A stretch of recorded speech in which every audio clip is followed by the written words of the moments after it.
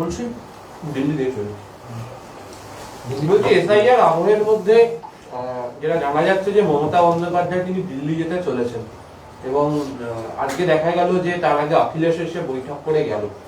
তো মানে জাতীয় ক্ষেত্রে কি এসআইআর ইস্যু নিয়ে বড়সড় কোনো আন্দোলনে তৃণমূল যাচ্ছে? মমতা বন্দ্যোপাধ্যায় তাঁর মাননীয় মুখ্যমন্ত্রী এবং সর্বভারতীয় তৃণমূল কংগ্রেসের সর্বভারতীয় সভানেত্রী মমতা বন্দ্যোপাধ্যায় দিল্লি যাচ্ছেন। সেখানে এসআইআর নিয়ে যে লাগাতার এই বিপদটাকে প্রথম থেকে পয়েন্ট আউট করে কিভাবে এর বিরোধিতা করা যায়, মানুষের ভোটাধিকার রক্ষা করা যায়, এটা মমতা বন্দ্যোপাধ্যায়ই গোটা দেশের মধ্যে প্রথম দেখিয়েছেন। মমতা বন্দ্যোপাধ্যায়ের কর্মসূচির বিস্তারিত নিয়ে কোনো মন্তব্য করব না, শুধু এইটুকু বলবো, মমতা বন্দ্যোপাধ্যায় দিল্লি যাচ্ছেন মানে সর্বভারতীয় রাজনীতি সংশ্লিষ্ট সকলকে নজর রাখতে হবে। কারণ মমতা বন্দ্যোপাধ্যায় হতে চলেছেন বিজেপির এই গণতন্ত্র বিরোধী, গণতন্ত্র হত্যাকারী নীতির বিরুদ্ধে আন্দোলনের ভর কেন্দ্র। এর বাড়তি কোনো বিস্তারিত এই মুহূর্তে বলবো না।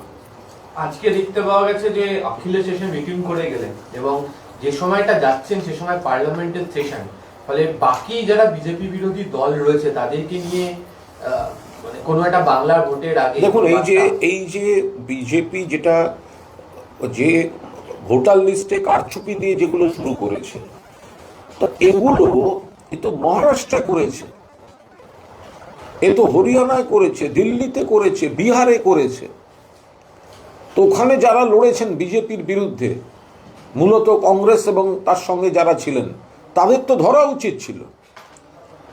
যদি একেবারে তৃণমূল স্তরে বুথ ভিত্তিক বাড়ি বাড়ি জনসংযোগের মাধ্যমে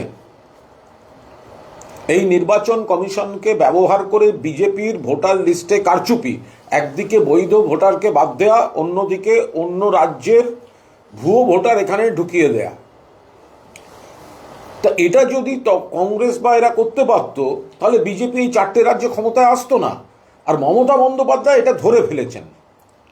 মমতা বন্দ্যোপাধ্যায় ধরেছেন এবং তৃণমূল কংগ্রেস গোটা বাংলায় প্রত্যেকটা বুথে, প্রত্যেকটা পার্টে, প্রত্যেকটা বাড়ি পর্যন্ত পৌঁছে বিজেপির এই কারচুপির বিরুদ্ধে মানুষের পাশে থাকছেন। এবং মমতা বন্দ্যোপাধ্যায়ই দেখিয়ে দিয়েছেন যে গোটা দেশে প্রথম তিনি বিজেপির এই কারচুপিটা ধরে এর প্রতিবাদ, প্রতিরোধ এবং মানুষের অধিকার রক্ষায় সরব হয়েছেন। ফলে এটা সারা ভারতবর্ষ দেখতে পেয়েছে যে বিভিন্ন ক্ষেত্রে মমতা বন্দ্যোপাধ্যায় বিজেপির মূল শত্রু।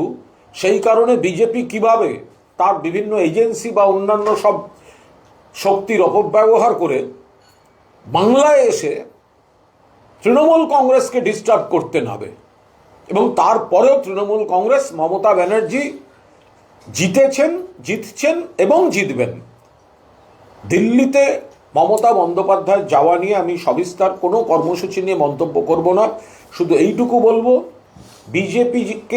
বিজেপি যে গণতন্ত্র হত্যা করার ভয়ঙ্কর খেলা খেলছে, মানুষকে চূড়ান্ত হয়রানির মধ্যে ফেলে মৃত্যুর মিছিল তৈরি করে দিয়ে, কত ধানে কত চাল মমতা বন্দ্যোপাধ্যায় দিল্লিতে পৌঁছলে না বিজেপি ভালোভাবে বুঝতে পারবে। বিজেপির মুখোশ, জাতীয় নির্বাচন কমিশনের মুখোশ টেনে খুলে দেবেন মমতা বন্দ্যোপাধ্যায়। অখিলেশ যাদব বৈঠকের পরে অখিলেশ যাদব যে বার্তাটা দিচ্ছেন বিজেপির বিরুদ্ধে লড়াইয়ে মমতা বন্দ্যোপাধ্যায় একমাত্র গ্রহণযোগ্য নেত্রী, মানে এটা কি আগামী দিনে মমতা বন্দ্যোপাধ্যায়কে ঘিরে একটা শক্তি?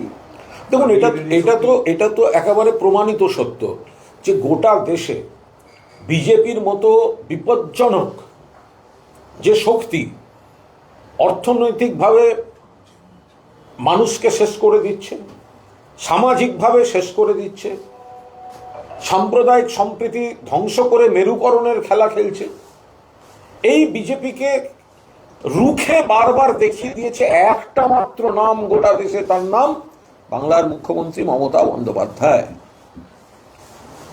তো মমতা বন্দ্যোপাধ্যায় যে বিজেপিকে রোখার ক্ষেত্রে সব থেকে ধারালো নাম, গ্রহণযোগ্য নাম, বিশ্বাসযোগ্য নাম, তো সেটা তো প্রমাণিত।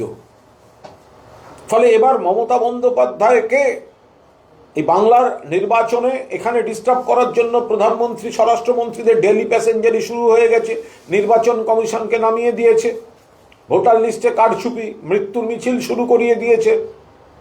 মমতা বন্দ্যোপাধ্যায়ের নেতৃত্বে বিজেপিকে আমরা আবার বিপুলভাবে হারাবো। আর গোটা ভারতবর্ষ এই অখিলেশ যাদবের কথার প্রতিধ্বনি হিসেবেই বলবো যে আবার দেখতে পাবে যে গোটা দেশে বিজেপির বিরুদ্ধে কার্যকরী লড়াই দিয়ে বিজেপিকে পরাজিত করার লড়াইয়ের নেত্রীর নাম মমতা বন্দ্যোপাধ্যায়। 4খানা রাজ্য, মহারাষ্ট্র, বিহার, হরিয়ানা, দিল্লি, বিজেপি কি করে জিতল? এত বড় কারচুপি হচ্ছিল, সেখানে যাদের মূল দায়িত্ব ছিল বিজেপিকে রোখার, সেই দলগুলো কি করছিল? কেন তারা বুথ ভিত্তিতে বাড়ি বাড়ি মানুষের পাশে গিয়ে দাঁড়ায়নি? বিজেপির এই কারচুপি কি করে সফল হতে পারল? বাংলায় তো প্রথমেই মমতা বন্দ্যোপাধ্যায় বিপদটাকে দেখিয়ে দিয়েছেন, চক্রান্তটাকে ফাঁস করে দিয়েছেন, এবং এই লড়াই মমতা বন্দ্যোপাধ্যায় নেতৃত্ব দিচ্ছেন। বিজেপির এই চক্রান্ত আমরা ব্যর্থ করে দেব। অমিত শাহ আবার 30 তারিখে আসছেন বারাসাতে সভা করতে। দেখুন, অমিত শাহ আসছেন, এগুলো তো কোনো আর নতুন কোনো খবর নয়। বাংলায় ভোট এলে নরেন্দ্র মোদী, অমিত শাহ, বিজেপির যত ছোট বড় মাঝারি যত নেতা আছে তাদের ডেলি প্যাসেঞ্জারি হয়। আর ভোটে খুঁজে পাওয়া যায় না। এটা বাংলার মানুষকে টাকা দেয় না, গরিব মানুষকে কাজ করিয়ে 100 দিনের টাকা দেয় না, গরিব মানুষকে আবাসের টাকা দেয় না, 2 লক্ষ কোটি টাকা বাংলার বকেয়া সেটা দেয় না, বাংলা ভাষাকে অপমান করে, বাংলা ভাষা কোনো ভাষাই নয় এই ধরনের মন্তব্য করে, বাংলা ভাষায় কথা বললে অন্য রাজ্যে পিটিয়ে মারে, বাংলা ভাষায় কথা বললে বাংলাদেশে পাঠিয়ে দেয়, বাংলার মনীষীদের অপমান করে। আর ভোটের সময় এরা ডেলি প্যাসেঞ্জারি করতে আসে। মানুষ বোঝেন এদের ডেলি প্যাসেঞ্জারির বিন্দুমাত্র কোনো প্রভাব বাংলার মানুষের উপর, বাংলার রাজনীতিতে পড়বে না। বিজেপি ভয়ঙ্করভাবে প্রত্যাখ্যাত হতে চলেছে। বিজেপির জাতীয় সভাপতি নিখিল নবীন তিনি এখানে কোর কমিটির মিটিং করবেন দুর্গাপুরে মেলায়। ভোট এলে তো বাংলার কথা মনে পড়ে, ভোট এলে বাংলার কথা মনে পড়ে। তাই বাংলায় বৈঠক, বাংলায় যাতায়াত, বাংলায় ডেলি প্যাসেঞ্জারি শুধু বাংলার প্রাপ্যটা দেয় না, বাংলার প্রতি বৈষম্য, বাংলার প্রতি প্রতিহিংসা, বাংলার প্রতি অপমান, বাংলা ভাষাকে অপমান, বাংলার মনীষীদের অপমান। তো বাংলা মানুষ, বাংলার সংস্কৃতিকে যারা এইভাবে অপমান করে, বাংলায় তাদের কোনো জায়গা নেই। তারা এই ভোটের আগেই জেগে ওঠেন। 21-এর আগে বলেছিলেন আবকি বার 200 পার, গোহারা হয়েছে। তারপরে বলেছিল 23 সালে সব পঞ্চায়েতের জেলা পরিষদ দখল করব, একটা জেলা পরিষদে মানুষ বিজেপিকে জেতাননি। তারপরে বলল 24 সালে লোকসভা ভোটে বাংলা থেকে আমাদের সিট বাড়বে, বাংলায় সিট কমে গেছে, তৃণমূলের বেড়েছে। বাংলার মানুষ বিজেপিকে প্রত্যাখ্যান করছেন। সুতরাং এদের এইসব কথা আর এই নতুন কে সভাপতি, ওনাদের আশা টাশা এগুলো নিয়ে কোনো ব্যাপারই নয়। বলছি, কলকাতা হাইকোর্ট আজকে নির্দেশ দিয়েছে যে 31শে মার্চের মধ্যে রাজ্যের সীমান্তবর্তী 9টা জেলার কাটা তার লাগানোর জন্য জমি রাজ্য সরকারকে হস্তান্তর করতে হবে। আমি যেটা কোর্টের রায় নিয়ে আমি এ নিয়ে কোনো মন্তব্যই করবো না। আমি শুধু এইটুকুই মনে করিয়ে দেবো, যে জমিগুলো নিয়ে এখনো কাঁটাদার বসাতে পারিনি সেগুলো আগে শেষ করুক, যে জমিগুলো নিয়ে কাঁটাদার বসাতে পারেনি সেগুলো শেষ করুক। যেখানে কাঁটাতার বসে আছে সেখানে ঢুকছে কি করে লোক, তার কৈফিয়তটা আগে বিএসএফ দিক। যেখানে বিএসএফ আছে, কাঁটাতারও আছে, সেখান থেকে ঢুকছে কি করে, এই অভিযোগগুলোকে তো খতিয়ে দেখতে হবে। যেখানে জমি দেয়া হয়েছে এখনো কাঁটাতার বসায়নি, শুধু জমি দেয়নি বললে হবে? কিছু কিছু ক্ষেত্রে, অধিকাংশ ক্ষেত্রে জমি দেয়া হয়েছে। কিছু ক্ষেত্রে হয় কি, ছোটখাটো জমি কিছু শরিকি বিবাদ বা আইনি কোনো জটিলতা থাকে, তো তার বাইরে যেখানে কাঁটা রয়েছে সেখান থেকে অনুপ্রবেশকারী ঢুকছে কি করে? বিএসএফ কি আঙুল চুষছে? সীমান্ত রেখা থেকে আগে 15 কিলোমিটার ছিল, এখন 50 কিলোমিটার অব্দি বিএসএফ এর এখতিয়ার ভুক্ত করে নিয়েছে আইন করে, আর এখন এসে কান্নাকাটি। বলছি খড়দার একটি পঞ্চায়েতে একদিনে 3টে বুথে 800 জনকে ডাকা হয়েছে হিয়ারিং, ফলে ব্যাপক উত্তেজনা, শেষ পর্যন্ত র্যাফ নামাতে হয়েছিল।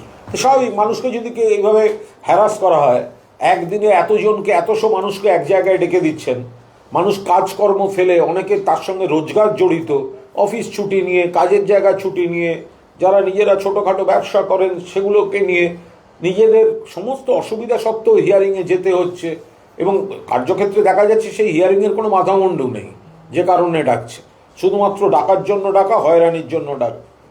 তাই এবার একই জায়গায় যদি এত লোককে এসে ঘন্টার পর ঘন্টা দাঁড়িয়ে থাকা, দিনের দিন শেষ না হওয়া, একটা মেস তৈরি হওয়া, তো মানুষ সেই কারণেই ক্ষুব্ধ হচ্ছেন, উত্তেজিত হচ্ছেন।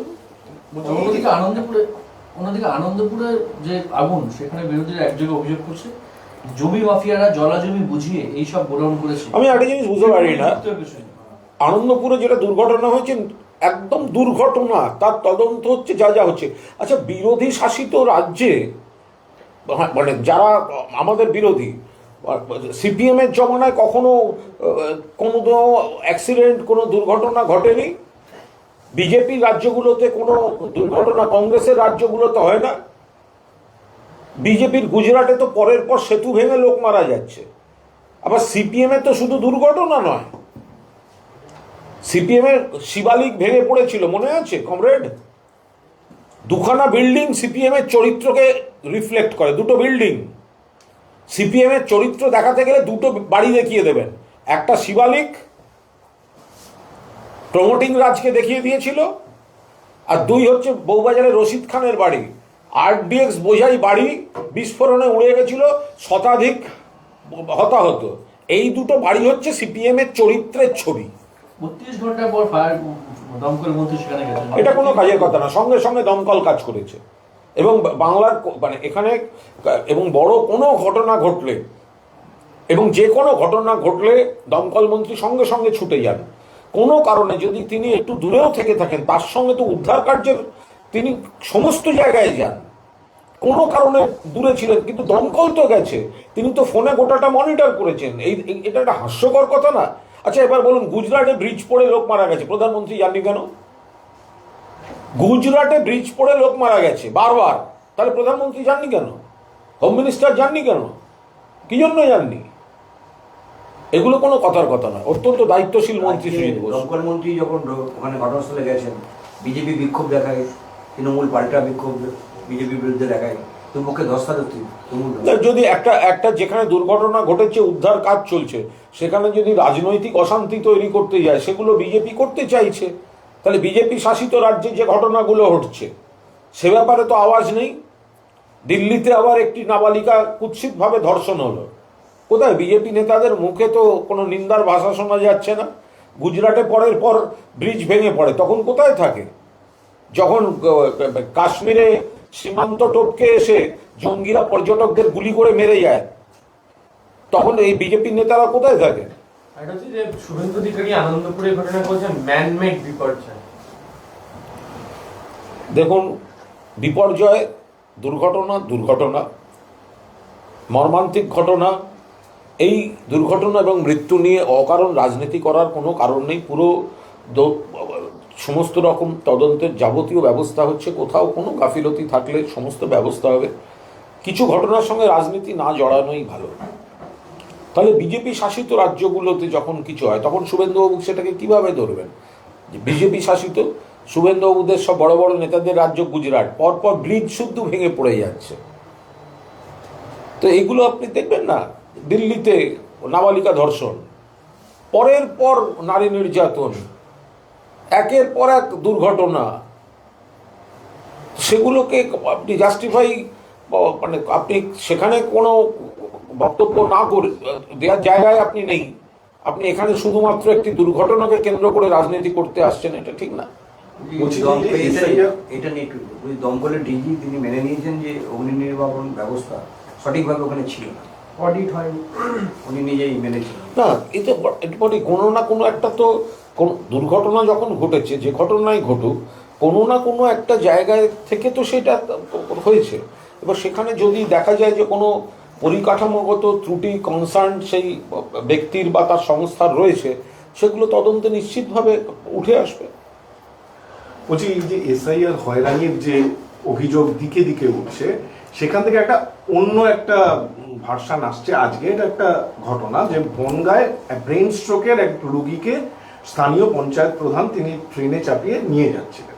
এবারে এই যে গুরুতর রোগীর বাড়িতে শুনানি হতে পারতো, এবারে যখন কর্তৃপক্ষকে জানানো হয় এআইআরওকে, তিনি বলেন যে বাড়িতে গেলেই হতে পারতো। তো এই যে তৃণমূল চাপিয়ে নিয়ে যাচ্ছে ট্রেনে করে রোগীর বাড়ির লোকের আপত্তি থাকা সত্ত্বেও, তো এইটা হয়রানিটা তৈরি করছে শাসক দল, এরকম একটা অভিযোগ। এটা আপনাদের চ্যানেলের যে কোনো একটা বড় লাইনের সামনে গিয়ে বলুক না, আপনারা একবার একটা পরীক্ষা করে দেখুন না নিজেদের উপর। তৃণমূল থাকবে না, শুধুমাত্র মানে হাজারখানেক মানুষ থাকবেন, কয়েক হাজার মানুষ থাকবেন লাইনে। আপনি শুধু বলুন এগুলো তৃণমূল তৈরি করে দিচ্ছে, আপনারা না এলেও পারতেন, এইটা বলুন। সাধারণ মানুষকে বলুন না। ক্রিকেট মাঠে নামার সময় জানেন তো কি কি পরে যেতে হয়? গ্লাভস, প্যাড, হেলমেট, ওগুলো পরে গিয়ে সমীক্ষা করুন। আচ্ছা, বলছি আনন্দপূর্ণ একটা বাকি, যদি কোনো ব্যক্তি অসুস্থ থাকেন এবং তার মধ্যে একটা উদ্বেগ কাজ করে আমার নাম বাদ চলে যেতে পারে, যদি যোগাযোগ করে, তো তৃণমূল কি করবে তখন? না নিয়ে গেলে এলাকার লোক বলবে পাশে দাঁড়ায়নি, নিয়ে গেলে বলবে কেন নিয়ে এলেন। এটা কোনো কাজের কথা হলো?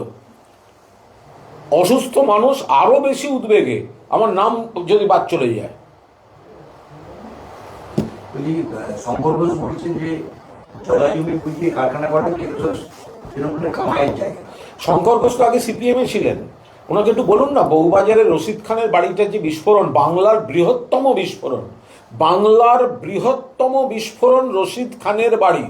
সিপিএম জমানা কমরেড রশিদ খান, যার জন্য লক্ষ্মী দে থেকে শুরু করে আরো একাধিক ব্যক্তিকে সিপিএম সাসপেন্ড করেছিল। আরডিএক্স ছিল, জঙ্গিদের আরডিএক্স, 100-র বেশি হতাহত ছিল, একটা বাড়ি উড়ে গেছিল লালবাজারের নাকের ডগায়। তো শঙ্কর ঘোষ তো কমরেড শ্রেণীর প্রাণী ছিলেন। তোকে জিজ্ঞেস করুন না, বাংলার বৃহত্তম, এই রেকর্ডটা কেউ ভাঙতে পারবে না, বাংলার বৃহত্তম বিস্ফোরক সিপিএম এর জমানায় সিপিএম নেতাদের যোগসাজশে হয়েছে। আর কালকে তো মমতা বন্দ্যোপাধ্যায় সিঙ্গুরে যাচ্ছেন। হ্যাঁ, প্রধানমন্ত্রী 18 তারিখে বৈঠক করেছেন, তারপর মিটিং করেছেন, তারপরে 10 দিনের মাথায় সেখানে যাচ্ছেন। গোটা মিটিংটাকে আপনি কীভাবে? মমতা বন্দ্যোপাধ্যায় বহুবার সিঙ্গুরে গিয়েছেন, সিঙ্গুরের মানুষের আন্দোলনে, সিঙ্গুরের জমি রক্ষার লড়াইতে তিনি আবার যাচ্ছেন। এবং সিঙ্গুর নিয়ে যে কুৎসা এবং বিভ্রান্তি, মিথ্যাচার চালাচ্ছে বিরোধীরা, মমতা বন্দ্যোপাধ্যায় বহুবার তার জবাব দিয়েছেন, বাংলার মানুষ সেই জবাব গ্রহণ করেছেন। এবং হয়তো কাল আবার মমতা বন্দ্যোপাধ্যায় বলে দেবেন যে মমতা বন্দ্যোপাধ্যায় এবং তৃণমূল কংগ্রেস কোনো অবস্থায় শিল্প বিরোধী নয়, টাটাদেরও বিরোধী নয়। টাটারা তো এখনো কত কাজ করছে। বক্তব্য ছিল নীতিগত, জমি নীতির বিষয়, যে কারখানা করতে গেলে সেটা শিল্পের জন্য আইডেন্টিফাইড জমিতে হবে, নাকি যার যখন পছন্দ 3 ফসলি কৃষি জমি সেটা রাষ্ট্র বলপূর্বক অধিগ্রহণ করে তুলে দেবে প্রাইভেট কর্পোরেট হাউসের কাছে। তো এই নীতিগত বিষয়টা নিয়েই আপত্তি ছিল। সিঙ্গুরে তখন যে কারখানা হয়নি বা কারখানাটা অন্য কোথাও হলো না, তার কারণ হচ্ছে প্রয়াত প্রাক্তন মুখ্যমন্ত্রী বুদ্ধদেব ভট্টাচার্যের অন্যায় জেদ। কৃষি জমিতেই করব, কৃষকদের তুলে দিয়েই করব। আর মমতা বন্দ্যোপাধ্যায় কি বলেছিলেন? 3 ফসলি কৃষি জমি, কৃষক, কৃষিজীবী, ক্ষেত মজুর, এদের জীবন জীবিকা, পেশার সুরক্ষা, জমির রক্ষার যে অধিকার, সেই একদম নীতিগত ক্লারিফিকেশন সারা ভারত মেনে নিয়েছিল। সেটা সারা ভারতবর্ষে কৃষকরা মমতা বন্দ্যোপাধ্যায় সিঙ্গুর আন্দোলনের মডেলে নিজেদের বেঁচে থাকার জোর খুঁজে পেয়েছিলেন। 100 বার শিল্প হবে, সময়ের ডাকে শিল্প হবে, কিন্তু শিল্পটা হবে শিল্পের জমিতে, কৃষি জমি দখল করে নয়। কৃষকরা কোথায় যাবেন? ক্ষেত মজুররা কোথায় যাবেন? এবং এই যে একটা ন্যারেটিভ তৈরি করছে যে বাংলায় নাকি শিল্প, সিঙ্গুরকে দেখিয়ে নেগেটিভ কমেন্ট হচ্ছে, ভালো করে মুখ্যমন্ত্রী না মুখে ঝামা ঘষে দিয়ে আসবেন কাল, যে বাংলায় কিভাবে পরিকল্পিতভাবে, জমিদারি স্টাইলে নয়, মনে হলো রাস্তা দিয়ে যেতে যায় জমিটা নিয়ে নাও, বাবু কহিলেন বুঝেছ উপেন এই জমি লইব কিনে, ওইরকম ভাবে নয়, পরিকল্পিত ল্যান্ড ব্যাংক। বাংলায় বিপুল শিল্প হচ্ছে, বিপুল কর্মসংস্থান হচ্ছে। মানুষকে মুখ্যমন্ত্রী বারবার জানিয়েছেন, হয়তো আবার জানাবেন। অভয়ের বাবা মা অভিযোগ করছেন যে শুভেন্দু অধিকারী তাদের ভোটে দাঁড়ানোর জন্য বলেছিলেন, কিন্তু তারা রাজি হননি বলে শুভেন্দু আর তাকে গুরুত্ব দিচ্ছে।